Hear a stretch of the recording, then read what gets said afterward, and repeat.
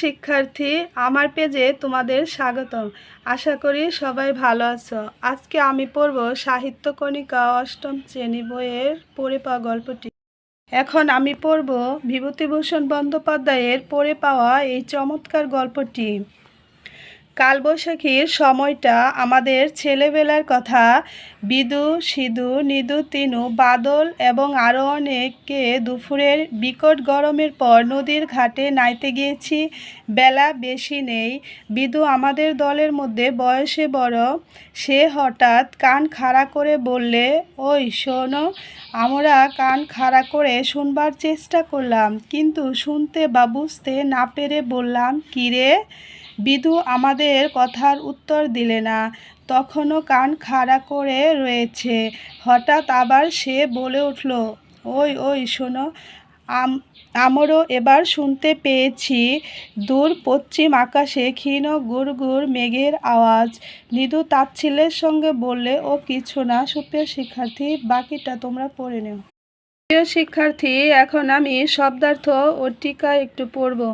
দেখো, এখানে দিব্যি শব্দের অর্থ হচ্ছে চমৎকার বা আশাতীতভাবে, সংশয়, সন্দেহ, দ্বিধা, গহনা, অলঙ্কার, অনাদৃত, অবহেলিত, উপেক্ষিত, গুরুত্ব দেয়া হয়নি এমন, বিচুলি গাধা, ধানের খড়ের স্তূপ। বাকিগুলো তোমরা পড়ে নেও। প্রিয় শিক্ষার্থী, এখন আমি চলে যাব অনুশীলনীর বহু নির্বাচনী প্রশ্নে। দেখো, এখানে 1 নম্বরে কি বলেছে, কাদের বাগানে আম কুড়াতে কালবৈশাখী উপেক্ষা করে সবাই ছুটছিল। এখানে 4টা অপশন দেয়া আছে। সঠিক উত্তর হবে গ নাম্বার, বারুজ্যেদের। দেখো, 2 নাম্বার প্রশ্নটায় কি বলেছে, যে চাঁপাতলির আমের ব্যাপারে এত আগ্রহের কারণ তা। এখানে 4টা অপশন দেওয়া আছে।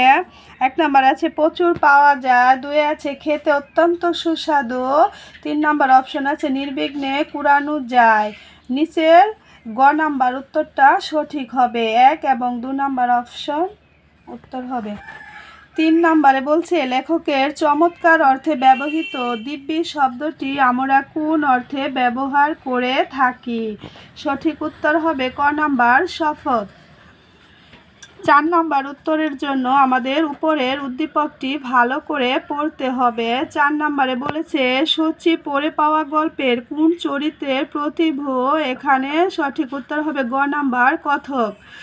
5 নম্বরে বলেছে, উল্লেখিত তুলনাটা কোন মানদণ্ডে বিচার্য? উভয়েই। এখানে সঠিক উত্তর হবে ক নাম্বারটা। প্রিয় শিক্ষার্থী, আজ এই পর্যন্তই। সবাই ভালো থাকবে।